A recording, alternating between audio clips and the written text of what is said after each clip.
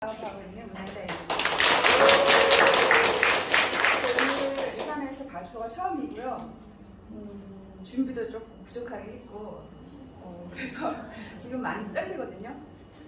더군다나 또 오늘 아침 되니까 심장이 막 갱년기 증상이 더 많이 오십니다. 많이 부족합니다. 이해해 주세요. 이거 어떤 거 줄 거야? 네. 시작해 보겠습니다. 조금 네. 제가 못 외워가지고 봐야 되기 때문에 질문하도록 하겠습니다. 오늘 제가 발표드릴 내용은 갱년기 제2의 사춘기라고도 하죠. 슬기롭게 살아가는 길입니다. 주제를 송미선 리더님이 벌써 말씀해 주셨어요. 그래서 그걸 전제하에 시작하겠습니다.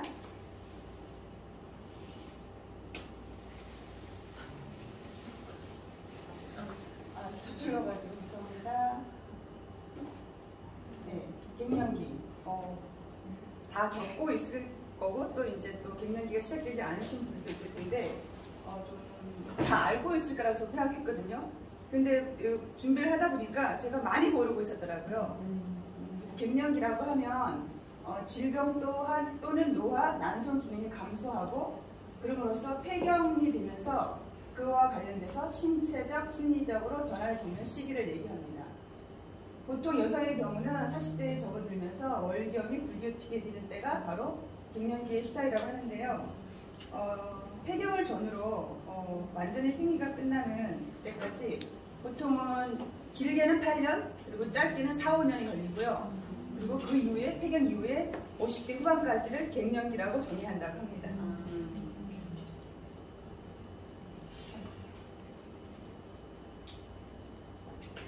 그래서 폐경이 되면은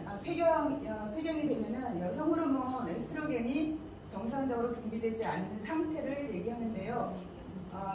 보통 평균적으로 1년 이상 생리가 없다고 하면은 폐경이라고 합니다.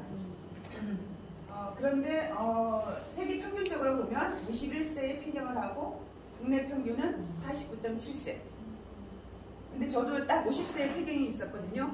근데 제 생각하기에 저희 부모, 엄마나 그다음에 언니 분이 계신데 그분들은 50세가 훨씬 넘어서 폐경을 했어요. 그래서 제가 봤기 때문에 막내기 때문에 봤기 때문에 저 50세에 딱 폐경이 되니까 너무 일찍 폐경을 하는 게 아닌가 제가 좀 걱정을 했었어요. 근데 딱 보니까 제가 딱 평균적으로 폐경을 했더라고요. 그런데 특이하게 또 40세 이전에 폐경을 하시거나 그 다음에 40세에서 44세 이전에 폐경이 되시거나 또 늦게 55세 이후에 폐경이 되는 경우가 있다고 합니다. 근데 이런 경우는 좀 드물긴 하지만 이런 분들은 치료가 필요하기 때문에 제가 이렇게 가져와 봤습니다. 그래서 이제 에스트로겐의 역할이 중요했는데 그 에스트로겐이 몸에서 사라지는 거잖아요, 폐경이. 그래서 그 역할이 어떤 거였냐면 쭉 나와 있듯이 뇌에도 작용하고 심장, 간에도 작용하고 유방에 작용하고 피부에도 작용하고 그다음에 난소, 자궁, 질, 뼈에 이렇게 작용하는데 특히 두 가지에서 중요한 역할을 했었는데 하나는 심장간, 간에서 콜레스테롤 생산을 돕고 동맥에 지방이 쌓이는 것을 관여했고요. 그 다음에 중요한 역할은 뼈의 강도 유지하는 거에 중요한 역할을 했습니다.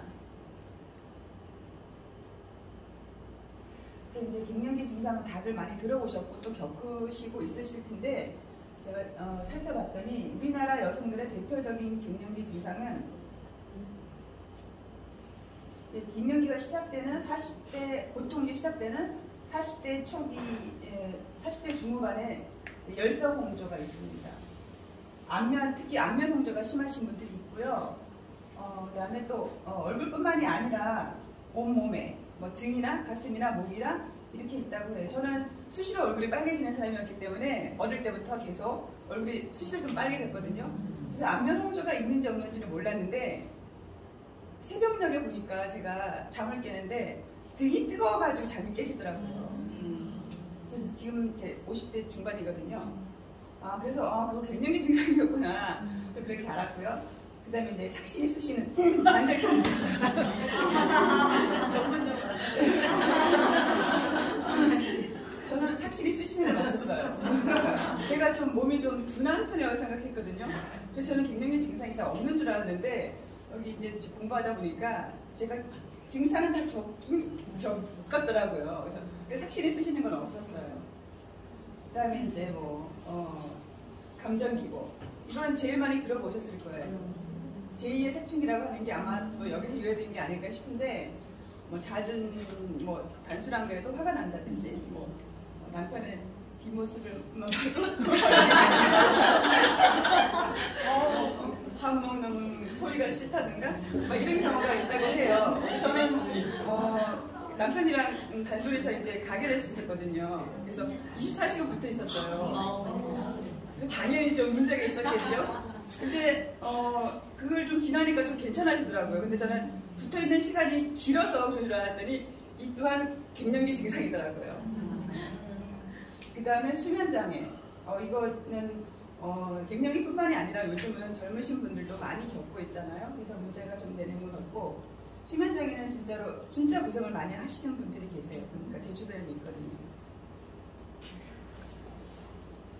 그 다음은 이제 50대 초중반이 되면 생식기 위축, 인후기 위축, 피부 노화 이런 게 있는데, 그러니까 질이 건조된다거나, 그 다음에 요실금이 생긴다거나, 그 다음에 피부가 노화된다거나.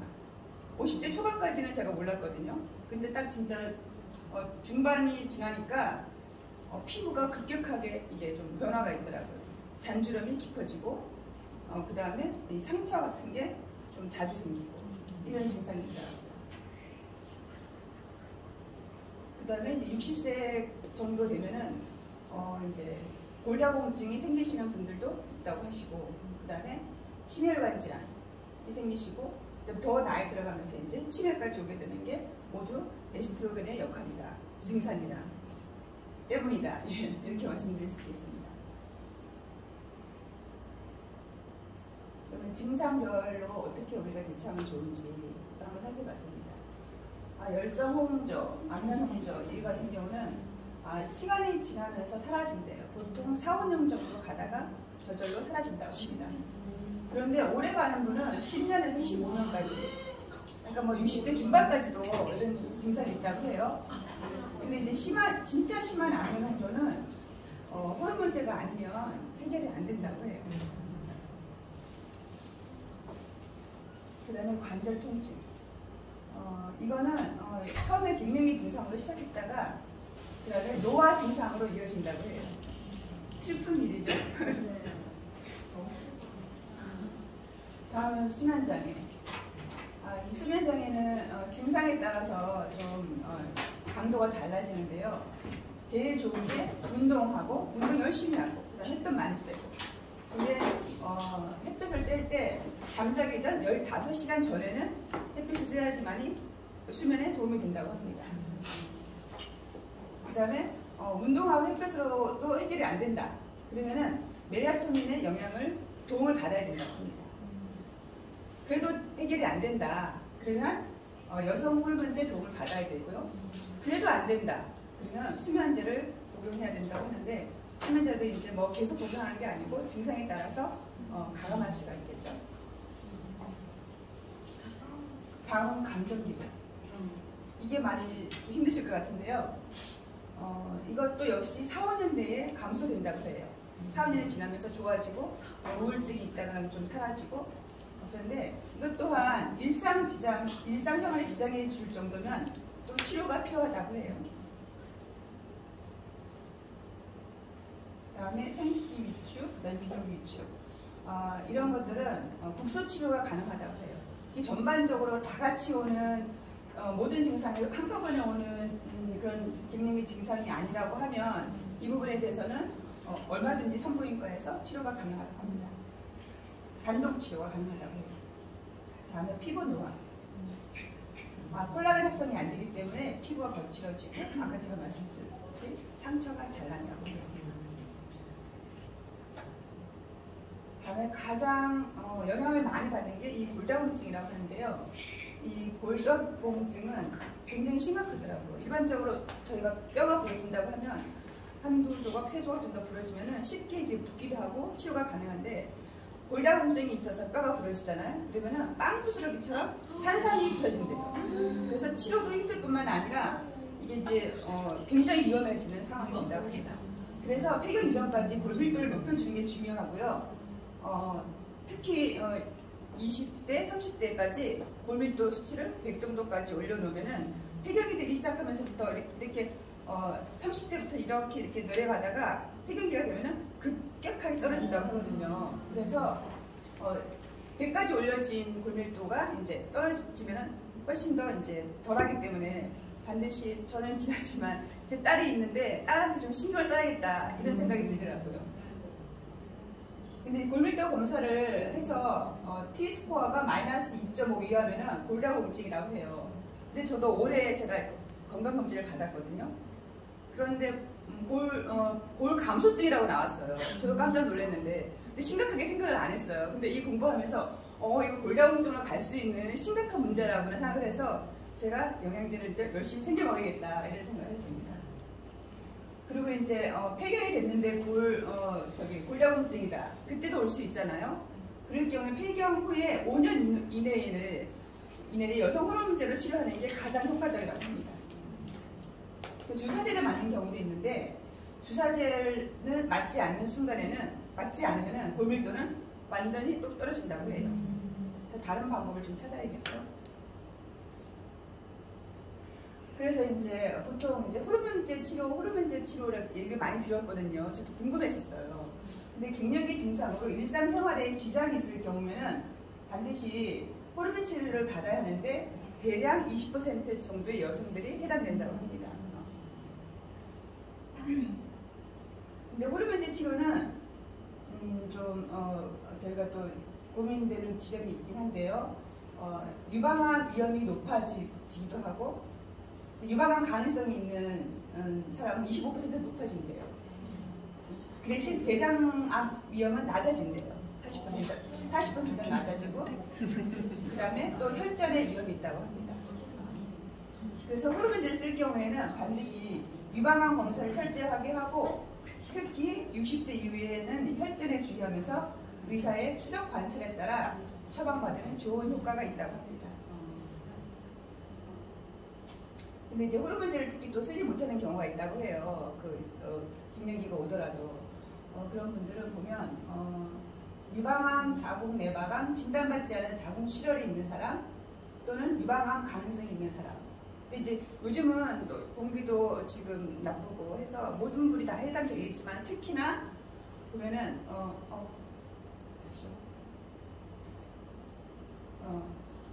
유방에 물혹이 있으신 분들, 그다음에 또 12세 이전에 초경을 하신 분들, 그다음에 분만을 늦게 하신 분들, 35세 기준이라고 해요. 요즘 많이 늦게 하잖아요, 그렇죠? 그래서 또 유방암 많이 생기는 것 같기도 해요. 그다음에 모유수유가 충분하지 않은 여성, 그다음에 55세 이후에 폐경 여성, 그다음에 자녀 수가 많으신 분보다 적으신 분들이 또 불리하다고 하고요. 그럼 또 이게 호르몬제가 어쨌든 약이기 때문에 간 기능 문제나 간 담독의 질환이 있으신 분들한테는 쓰지 못한다고 하고요. 그 다음에 심혈관 질환이 있는 사람들을 못 쓰는데 폐경 이후에는 여성들이 심혈관 질환이 남성들보다 6배가 높아진다고 해요. 그래서 젊었을 때는 비율이 남성이 훨씬 높았는데 또 폐경 이후에 높아지면서 비율이 거의 비슷해진다고 합니다.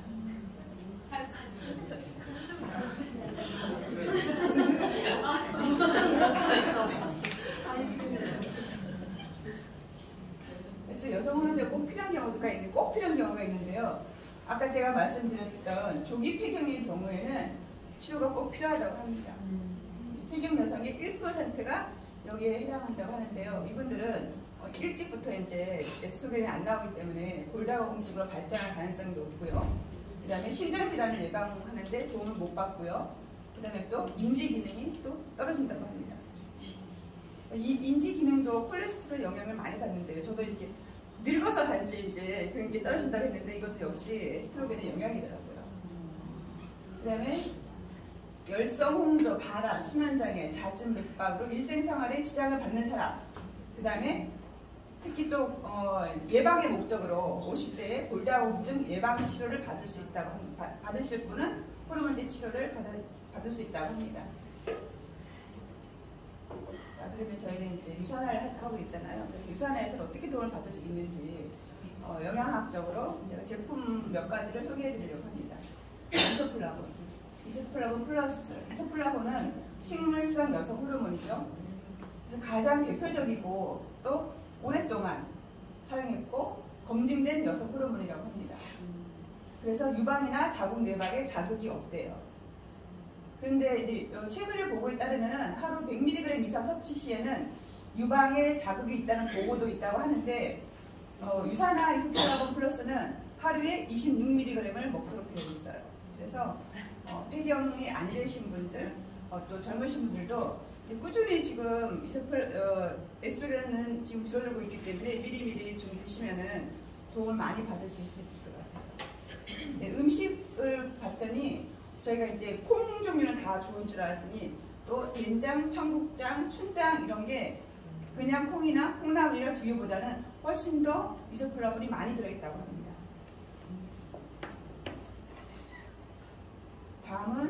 다음으로는 이제 골다공증에 관련된 이제 영양제, 헬스팩. 헬스팩은 뭐 두말할 필요도 없죠. 그 다음에 마그네카이드, 그다음 비타민 D, 프루코사, 글루코사민. 네, 뼈는 칼슘과 비타민 D로만 이루어지는 게 아니고 다양한 미네랄이 합쳐져서 뼈를 구성한다고 해요. 특히 또 수분도 20%나 있어야 되고요. 그래서 이렇게 영양제를 드시면 도움을 받으실 수 있을 것 같고요. 특히 또 폐경이 오면은 여성들의 경우에 1년에 0.8g씩 체중이 증가한다고 해요. 근데 저 같은 경우는 폐경 이후에 오히려 체중이 줄었어요. 근데 제가 생각해 볼 때 헬스팩을 꾸준히 먹어서 그런 게 아닌가 생각하고 또 확신하고 있습니다.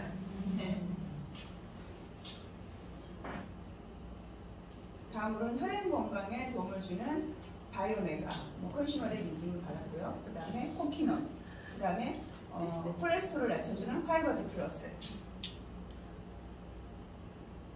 다음은 또 이제 또 수면이 문제잖아요. 수면에 도움을 주는 퓨어레스트. 이건 천연 멜라토닌이고요. 이거는 한국에는 없고 미국에서 지금 판매되고 있고요. 그 다음에 마그네슘 파우더. 다 아시죠? 최근에 출시됐고 심신 안정에 도움을 주고 그렇고 스트레스 릴리프.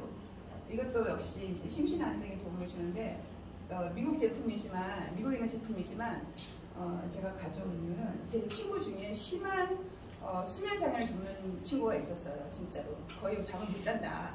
근데 보면 그 친구 보면은 아무 걱정이 없어 보이는 친구거든요. 근데 너 걱정이 뭐니? 도대체 네가 왜 잠을 못 자니? 제가 그런 얘기를 했는데 그래서 이 추천해 줬더니 그 친구가 이거를 먹었어요. 먹었더니 하루에 2~3시간 정도는 잠을 잔다고 그렇게 하더라고요. 예, 제가 잠을 들었죠. 그 다음에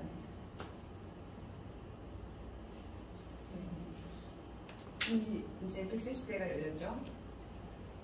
갱년기 때문에 울고 있을 수만은 없는 일이죠. 혹시 여러분 이 그림 많이 보셨죠? 네. 제목까지 아세요 혹시? 눈물을 흘리고 있죠. 근데 그림 제목은 행복한 눈물입니다. 어머? 저는 좀 그림을 좋아하거든요. 좋아하는데 이텐 슈타인이라고 하는 미국의 팝아트 작가의 그림인데요. 제가 이 그림을 택한 이유는 갱년기가 저희가 뭐 노화의 관점에서 바라보면은 이게 우울한 일일 수 있지만은 100세 시대에 절반을 저희 살았잖아요. 저 같은 경우 절반을 살았는데 나머지 절반을 준비하는 시기라고 하면은 얼마든지 슬픔의 눈물이 아니라 행복한 마음으로 맞이할 수 있다. 그래서 제가 이 그림을 가져와 봤습니다. 네.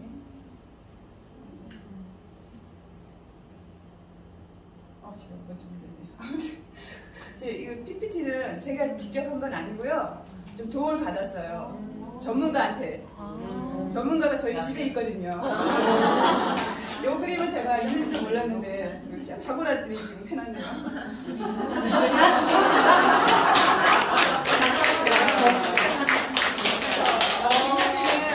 남은 색을 준비하는 시기입니다.